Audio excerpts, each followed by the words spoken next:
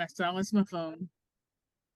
Hey, it's your girl Queen T, aka Tyohnah White. And it's Kimberly. And today we have a special guest joining us, Miss Tommie Wilkins. She was on here, she was on our last year's podcast. So she came here last year. And what was we talking about? It was like a woman empowerment Yeah, it was women episode. empowerment. Yeah, it Mhm. was women empowerment. So Miss Tommie, if you could just tell the ladies a little bit about yourself, your occupation, like, for the people that wasn't probably tuning in for our video. No problem. So I'm Tommie Wilkins. I am the victim response coordinator manager for a woman's place in Bucks County. I also work for part-time for the Philadelphia Domestic Violence Hotline. I've been doing domestic violence work, victim advocacy work, women's empowerment work since the dawn of time. I laughingly joke when Noah landed, he found me crawling, first one crawling off the ark. So I've been doing domestic violence work, teen dating violence work, women's work for a long time. So that's me, Philadelphia born and bred. Yes. Nice to So meet you. No problem.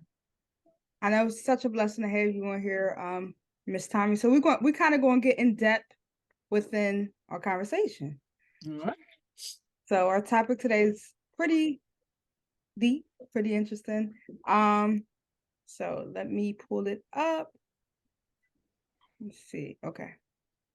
So basically the topic, just to kind of get a generation of it, is love bombing and narcissistic, if I'm saying it right, abuse.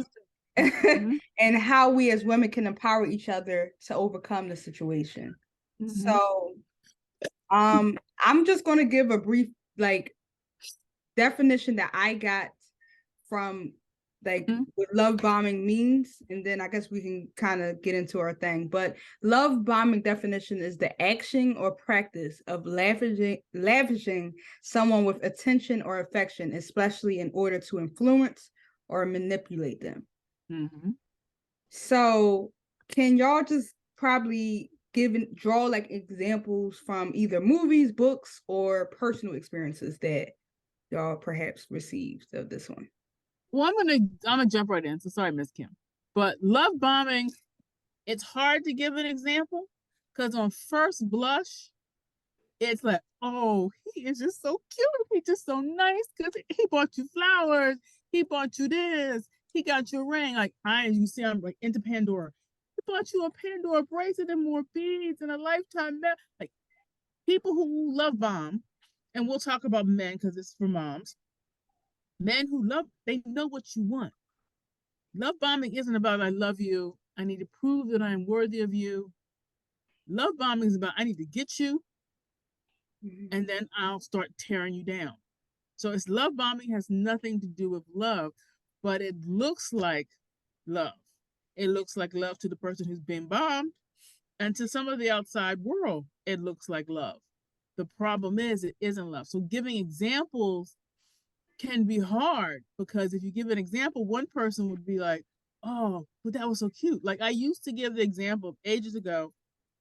I had a friend who went out on the first date, and on the first date, the guy was like say her name was Angela Smith and his was Jones.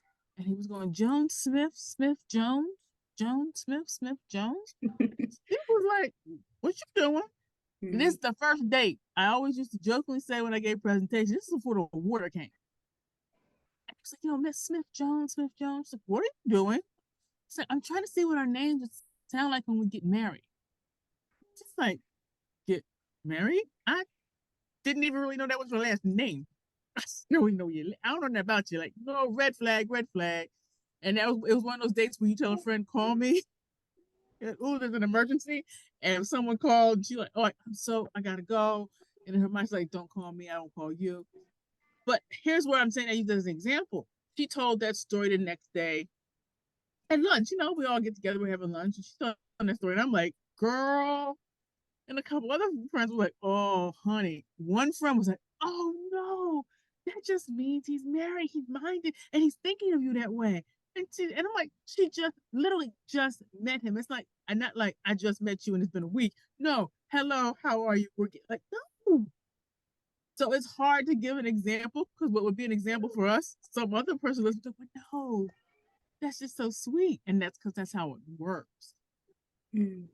That's how it works. That, you know, I'm trying to convince everybody that I'm wonderful, and I'm trying to convince you I'm wonderful too.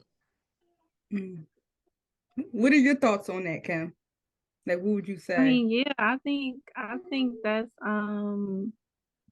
I mean, yeah, I think that's true. I mean, honestly, I think if it's like you like taking her far away from her family and like moving her somewhere like outside of like, you know, her friends and her family, you picking her up, like say she's going to oh, I want to take you somewhere, like I know you with your family, but I want to take you somewhere, like take her, like I guess like invade, like do things for her, but Slowly try to like separating her from her use that, family. yeah, like try to like use that time, like you know she's going out with her friends, but then you like, no, let's go to dinner, you know, I want to take you out for dinner. Like I feel like at some point they do it to isolate you, and I think isolation is like, that is how they get like the control, because they yes, yeah, like they make it seem like they present it to you, they don't present it to you like it's controlling, they present it to you like differently, and then all of a sudden you wake up one day and be like, oh my goodness, what happened? Right.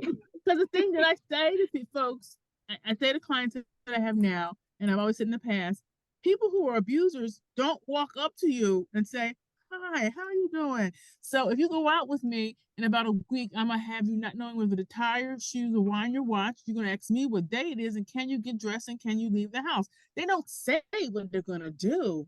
They're going to lavish you whatever it takes. And if you're a mom, a single mom raising 1 or 2 kids, your life is like you hustling, you moving, you going to work. So for someone to come in and say, let me take that, not, they may say take that load because that may be part of the bombing, or they may say, let me take you out, let me buy you that. Oh, you saw that Louis Vuitton bag? Oh, I'll buy you that Louis bag.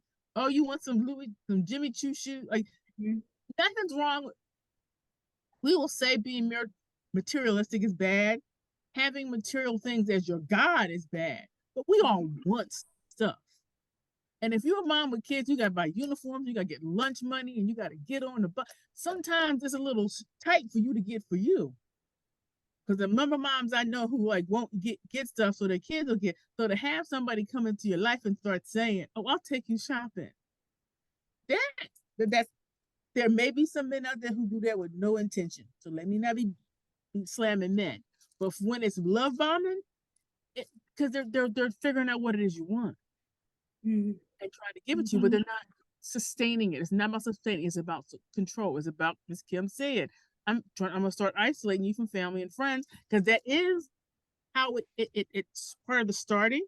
Because once I've isolated you from family and friends, there's nobody to say to you, this ain't right.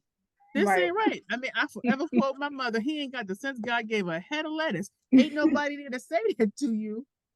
So when things start to go kind of weird, you don't have anybody to say, well, no, that ain't right.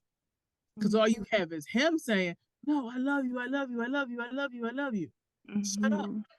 So you're like, okay, maybe you think love looks like? I did find 4 love bombing examples. So they give you excessive gifts, they introduce you to important people early on, they say I love you very quickly, they want to move in together ASAP. Now, here's the thing. This would be my question, but I guess I'll get on to my point of like love bombing and stuff like that. I do think sometimes when us as women, especially within relationships, the older I got, sometimes we're used to toxic. And this is what I'll say. We like when, as you grow and you're young, you're so used to a guy being fast with you. So you feel like him being fast and saying like he's interested, he wants to make you his girlfriend early on, it's kind of like, okay, like, you know, like, and in that way, to me, it's so like, it could be questionable because it's so like kind of, I'm not gonna say it's toxic, but I do think it's toxic. Like, it's quick. It can turn out toxic. Sometimes the relationships can be great, but I used to be in and I can even speak for myself, in a toxic, I'm not gonna say a toxic mindset, but like there were probably good guys that were willing to take their time with you, like really trying to get to know you and take your time, and you liked them and they liked you, but then a part of you kind of felt like, well, do they really like me? Because they're just really taking their time. You get what I'm saying? And it's important to be with someone that's more so want to take his time with you and really to get to know you. Other than the guy that's like, okay, he's texting you for a week, oh, I wanted to make you mine. I'm not like, I think it can be red flags. Like that could be a red flag. I'm not saying it could totally, like, they could just turn out to be like just a narcissist and abusive. But I think the problem with the dating world now is that sometimes we end up with people that can become abusive or become liars or become not the right people for us because we didn't take the time to really get to know them. So it was a question that someone once said that when you break up with someone, it's like as if you never it was like as if you was never with them or anything because they wasn't your friend first. And I do think like within this dating world now that it's important to really get to know the person and really try to establish a friendship with that person, because I think friendships is more of a powerful relationship because y'all know each other on just y'all care, like you care more about them, and it's a stronger foundation compared to just quickly hopping into a relationship with someone and then you learn when you with them, oh, these are a lot of the traits that I don't like about them.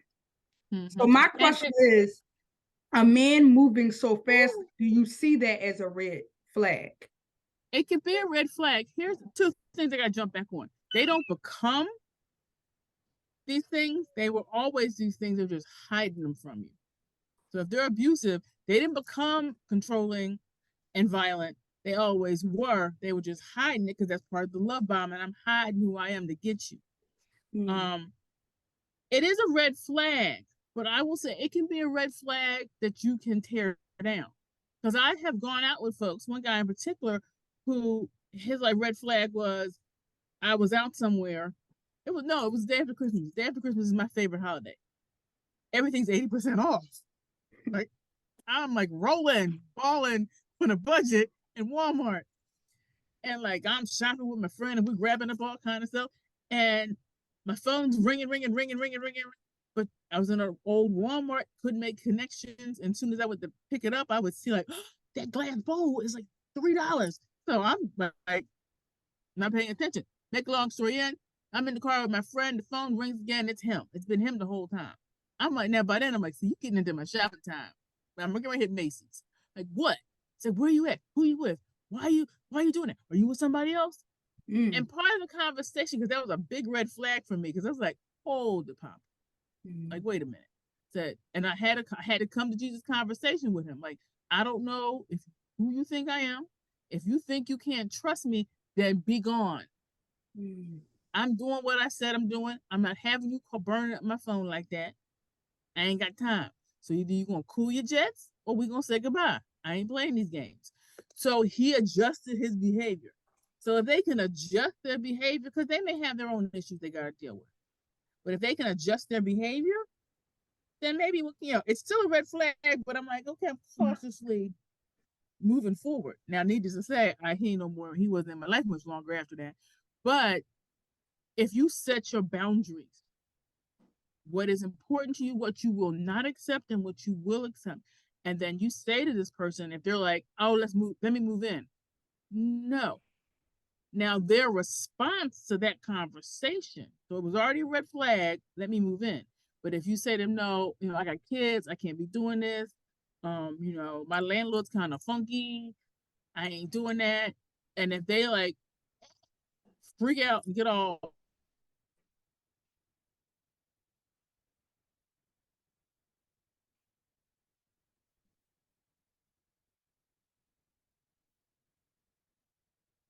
Hello. Yeah, it looks like. And get one more, let's maybe talk about it and see. But and if they can't adjust, then it's been real, but ain't been too real. Goodbye. See you later. What are your thoughts, Kim? Do you think it could be a red flag? Yeah, I would yeah, I do. I really do. I would say like oh my goodness. I would say like a red flag would be like them like saying stuff about your clothes. Like I think like that's like changing how you dress. Cause I had somebody who like did that. I had somebody who did that. I had somebody who like changed the way I dress. And then my friends were like, Kimberly, what are you doing? Like, what do you have on? And I'm like, and I honestly, they was like, Kimberly, what do you have on? I really just, it went in one ear and out the other. Like, I didn't even hear it. I was just like, I have on, this is what I'm wearing. I wear what I want to wear. Yeah. No, that's when they try. Yeah, that's a real thing, especially like some like used to be like mine would be like maybe like if I wear makeup or trying to change that. Oh, I like you more like the makeup's nice, but I like you natural. And it's like for me, I had to like say if a person can't accept me with natural and makeup because I love doing makeup, I have an art. If you can't accept me the reason I put my weaves in, I put my wigs in, I change up my hair, then goodbye, because you have to accept all of me. You have to accept what comes with me, certain outfits. Oh, that's a little too skimpy, or that's too revealing, or too this or too that. Like, I get it, but this is you shouldn't have to like change what I'm wearing, or this is who I am, this is what I want, this is what I want to do. You know what I'm saying? I think that actually happens a lot in relationships where people are trying to dictate how you're presenting yourself out there, to the world, where you're just being you, and that person should accept who you are and accept all of you, everything you like, everything you want to do. Like, they should be able to accept that. So, and it's unacceptable, because when you rolled up on me in the club or at Wawa, wherever it was, when I was looking, this is right. what I look like. Right. So why is it a problem now? Now, if I was wearing and I'm kind of like you, I don't necessarily roll out the house looking any old kind of way. But if I had like maybe my sweats on, like the day when I ran out, I had some sweatpants on, but my makeup was on. But so that I'm going to change. Also, am I the first Black woman you ever met? In reality, it's not even Black women anymore, because all women. But if I'm the first Black woman you ever met, because we change our hair, we flip it up, put it down, thread it up, lock it up, split it, throw a wig on, weave it up. We do that all the time. So this is how you saw me when you met me. This is what you liked and made you say hello. How you doing? Can I get your number? That's a big red flag for me that you need me to change now. Now, granted, as I always say, if I'm wearing purple and orange polka dots and stripes, it's a whole nother story. But again, you liked me in my polka dots and stripes. So why are you trying to change up? So I don't, that's a big red flag. You're trying to change me. You're trying to change who I am, what I look like, and will say because I love you or other men are looking at you. I have no control over other men looking at me. Will you want me to poke your eyes out? They can look, let them look. I look good. Please do look. I put some time into this. I ain't saying I'm letting them touch me. I'm not talking to them. That's your problem, not my problem. But that can be a big red flag, and women will fall for it. But that's the first one you shouldn't fall for. You should not fall for that. This is how you are. This is what you look like. This is how you like to do. Then keep doing you. And if he can't roll with it, well, hey, keep it pushing, as the old folks used to say. Yeah, it's true. But it's sometimes harder for us to say that than for young women, not even young women, old, for any women. Let me not even put age on it. For women who are in these situations to hear it. Because one, if they're lonely, is a real thing. Kids are fun. They're entertaining. They're germ buckets, and they're snotty, but they're cute. But you can't go to the movies with them. I mean, you go to the movies with if you want to go see Pinocchio or whatever, but you can't huddle up with one. You can't snuggle up. Can't play kissy face with one. I mean, you can, but to a point where it becomes weird. So you get lonely. You want the comfort of an adult male. So that sometimes will lead us to accept what we wouldn't accept or not see the red flags. And for me, I always tell people the biggest red flag is if your friends cannot be your friends, because those are the people who were with you through thick or thin. Also, they're the ones who are going to check you. For granted, and you might not like my man. That's fine, but you still get to be my friend, and you both need to learn how to be in the same place at the same time. Now, if that can't happen, let's examine this, because we will quickly go, well, it's just her. We will side with this man we've only known for 3 months, separate from this friend who I've known since kindergarten. Like, or will fall like, well, she's jealous. She's been with me since kindergarten. There's many times to be jealous. Why is she jealous now? What's going on? But we will fall in line with him. And that's that isolation that Ms. Kim was talking about. That's him isolating you from friends, accusing them of doing things. And it can be part of the love bombing too, because I'm here for you. I got you. You don't need them. But you need your friends. You need your sisters who can say to you, we all got one or two who go like, you done lost your mind. Can I help you? Like, that don't make no sense. That friend who you can have an argument with, and then half an hour later, so I'm hungry. I want to go get a cheesesteak. You'll come with me? We need that friend who you can go toe-to-toe to with and then still hang out. That's the friend that they're going to want to get rid of. So I need to be able to have my friends. You have your friends. You don't have to like them, but you got to be able to hang with them, and I don't have to lose them, because that's that separation. That's that isolation. But not falling for it. If your gut says it ain't right, it ain't right. And in reality, your gut is God saying, don't do that, girl. Don't do that. But we don't always trust ourselves, which means we're sometimes not trusting God, because we'll think God sent him to us, and he ain't sent him. He might have sent the guy standing next to him, but we didn't look at the guy standing next to him. We looked at this one because this one's more slick. But we're going to, I prayed for a man. If you're praying for a man, God's going to send you the man, but he's going to send it in his time, not in your time. It's in his time. Now, you can still, if you want to hang out and have a good time, fine. But it's in his time. Deep. Yep. That's true. Yeah. Very true. Mm-hmm. That's real deep. Do you feel like sometimes there are shame around women staying in certain relationships? One thing I could say is, if you haven't been through it, or perhaps even if you have, because sometimes when you're in the thick of things, it's kind of like, oh, why can't she walk away? Or why can't she this, that, and the third? But I think we all know how it feels to be in a relationship or deeply in love, and whether it's abusive or whether it's controlling or whether that person is putting you down in some aspect, and how it may be hard to just walk away. It's not so simple as far as like, oh, well, you get what I'm saying? Like, I know exactly what you're saying. And one thing, what I could say, and I know this may actually be off topic. As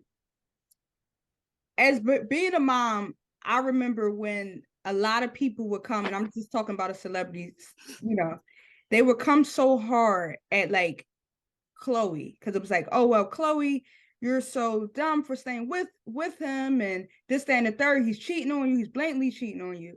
And it's kind of like, well, that's her child's father, right? So it may not be so easy for her. She loves this guy, so she pretty much has to learn on her own when she wants to walk away. Like, you get what I'm saying? Like, I get it, maybe he just keeps disrespecting her and this, that, and the third, but you won't ever know until you're in it. You won't ever understand it until you've been through it. And some women have been through it.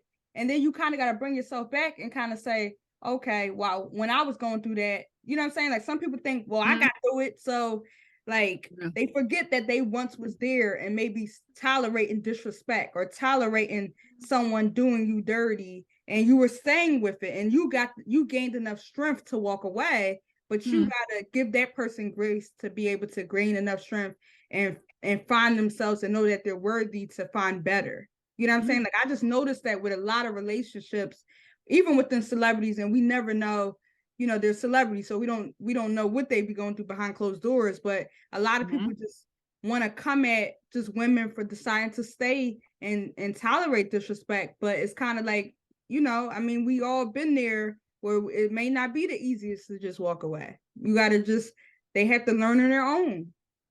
So I have to say that that's the one thing that I have this expression that makes my skin itch when people say, well, she just ought to leave.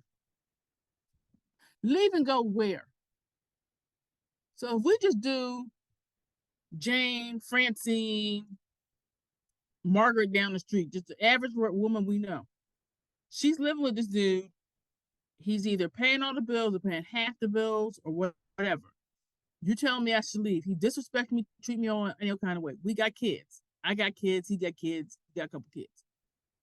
Where am I going to go? Am I going to come stay with you? Am I going to go to the shelter? Can I get in the shelter? You don't just, people think, oh, it's a domestic violence shelter, I can just go there. No, you can't just go there. They may not have room. They may be full. And that's just in Philly. So where am I go? I can't go to my mom because my mom told me, I told you not to get with him in the first place. He ain't got any good sense. I told you if he hit you upside your head, don't come crying to me. I can't come to my friends because he done ran them all off, where they may be all waiting for me and saying, well, if you need, come here.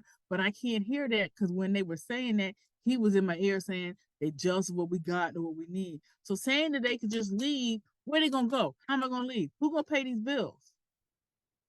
I'm just going to pack up and walk down Cecil B. Moore Avenue, Broad Street, Gerard Avenue with my kids and what?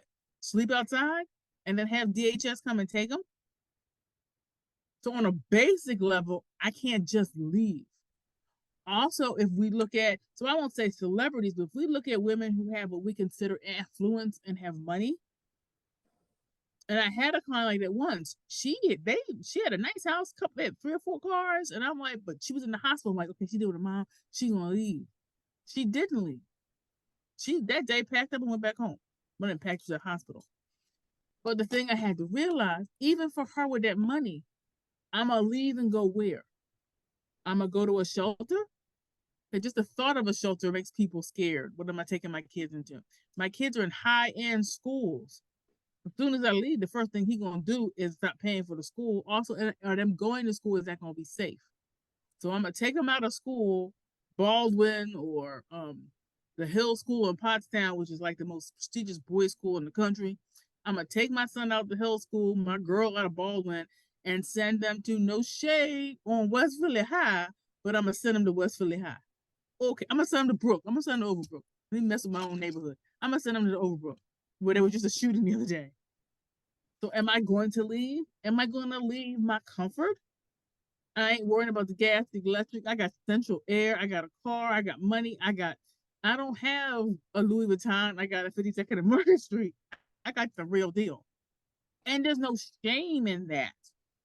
But we would want to shame them and go, you just materialistic. I'm a little materialistic because it's taking care of my children. And if I just up and leave, where am I going to go? How am I going to pay the rent? Are you going to give me a couple $100,000 to find a place to live? Because if you think about it, it might be about that. I got to find a place first month, last month's rent. Got to have rent for a couple months. May need a car.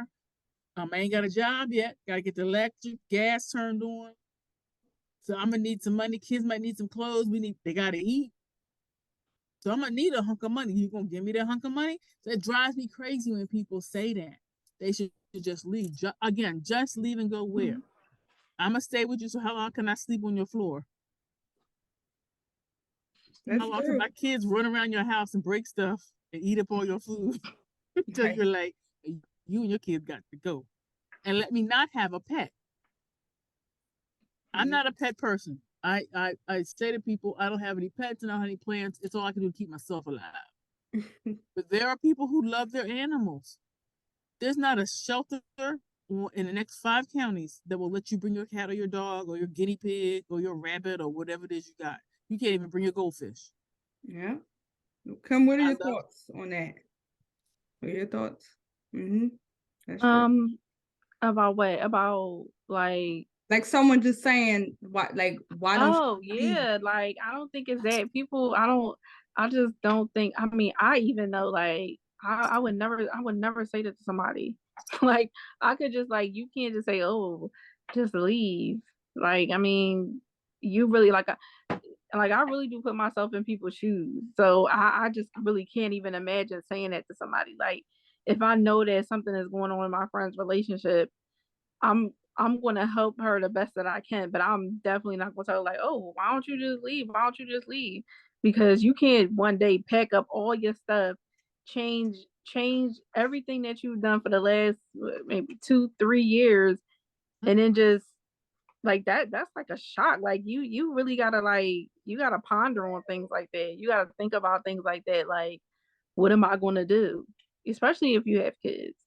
Like you just can't up and leave. You definitely have to have a plan. So yeah, I would not. People who say that they don't put themselves in. What if it was me? Like, what if what if this happened to me? What would I want my friend to say to me? Like, don't no friend want to say, oh, just leave. Like no plan, no nothing. So yeah, telling a friend to just leave is crazy. And a lot of times people don't say won't even say that to their face. They'll say that when we're in the corner key and about somebody, a friend we have, like, why don't you just leave? Why don't I just go talk to her and see what she needs?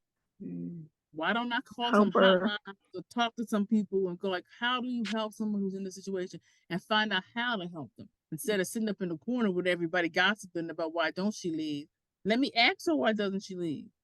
And then she may say, because I got no place to go. Well, let me see, let me make some phone calls.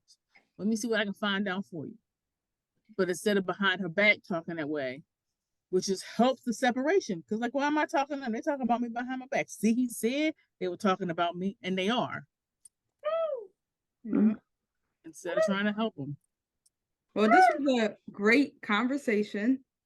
I enjoyed this conversation. Definitely, hope someone can definitely learn from it. And, if you have any comments or anything, any advice, comment down below. We're on YouTube, and thank you. Thank you for having me. Miss Tommie. Gladly, thank you very much. Gladly. I'll come back anytime. Thank you. Miss Tommie, do you mind closing us out in prayer? Yes, I will close us out in prayer. Okay. All hearts and minds clear, be it now or when you see this in the future. God, help us to understand that we are a help to our sisters, that we can be a hedge for our sisters, that we are there for them in their time of need, as you are there in their time of need. Help us understand that we are the shoulder for our sisters to lean on, and help us to be that shoulder. Help us to be able to help them find the assistance they need. So help us, those who are listening and viewing, to see if they're in these situations, to see that they can find help, that help is there for them, that they are not alone, that there are folks that they can reach out to who can help them. Help us to stay on the path that we are on so that we can continue to educate people, that we can bring them the word of freedom and love, and that you are there for them, and that there are ways of getting the information and the help they need. We thank you for your help, your guidance. God, you are there for us in all times of trials and tribulations, and help us to know that you are there for us. These things we ask in your name. Amen. Amen. Oh, there was a little head behind you, Miss Kim. Daughter Ayla. Baby girl. She should not be up right now, but she is. So cute. Thank you. Well, all right. Thank y'all for tuning in. Gladly. Thank you for having me here. Yes. I'll say goodnight. Bye. Bye.